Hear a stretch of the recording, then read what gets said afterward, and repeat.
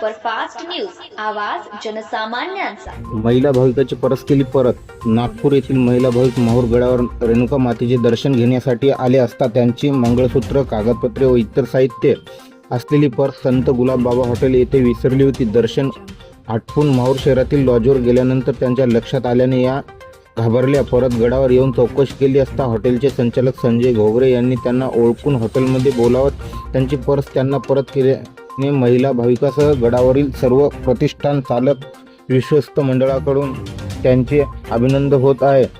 धोंड्याचा महिना असल्याने माहूर गडावरील सर्व मंदिर मठात भाविकांची मोठ्या प्रमाणात दर्शनासाठी गर्दी होत आहे। येत्या 15 तारखेपर्यंत गडावर भाविकांची मोठ्या प्रमाणात गर्दी होणार असल्याने भाविकांच्या सुरक्षेसाठी पोलिसांकडून विशेष सुरक्षा पथकाच्या नेमणुकीची मागणी होत असून दिनांक 4 रोजी नागपूरवरून श्रीमती माधुरी पळसेकर या आपल्या मुलीसह रेणुका माता मंदिरात दर्शनासाठी आल्या होत्या। दर्शन झाल्यानंतर चहा घेण्यासाठी त्या संत गुलाबबाबा हॉटेलमध्ये थांबल्या असता जाताना त्यांची पर्स टेबलवरच विसरली। त्यामुळे हॉटेलचे कर्मचारी व संचालक संजय घोगरे यांनी ती पर्स ताब्यात घेऊन मंदिर व्यवस्थापनास ही बाब कळवली होती। श्रीमती माधुरी कळसेकर यांनी शहरात जाऊन लॉज व रूमची चावी पाहण्यासाठी पर्सची आठवण आली असता त्या घाबरून पुन्हा परत मंदिरावर आल्या। येथे संजय घोगरे, नगरसेवक प्रतिनिधी राजू सोदलकर यांच्यासह व्यावसायिकांनी त्यांना हॉटेलमध्ये नेऊन ती पर्स व आतील सर्व साहित्याची खातरजमा करून त्यांना परत केली। त्यामुळे त्यांनी संजय घोगरे, कर्मचारी आणि माहूरकरांचे आभार व्यक्त केले। संजय घोगरे हे शहरातील प्रतिष्ठित पत्रकार असल्याने त्यांनी केलेल्या कार्याची मंदिर व्यवस्थापन समिती, व्यावसायिक, भाविक नागरिकांकडून त्यांचे अभिनंदन होत आहे।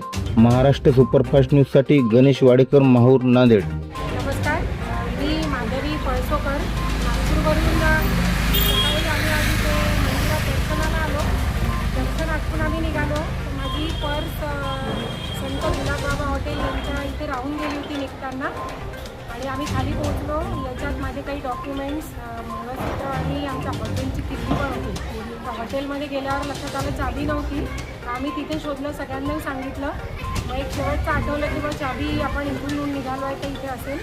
तर आम्ही इथे पोहोचलो तर इथले मालक जे आहेत दादा, त्यांनी जशी पर्स सापडली तसं मंदिरच्या व्यवस्थापक कमिटीलाही फोन केला आणि त्यांनी एक खूप वेगळा असा एक म्हणजे अनुभव आला की आपली वस्तू हरवलेली पण वापस मिळू शकते। त्याबद्दल त्यांचे खूप खूप आभार। रेणुका माता की जय।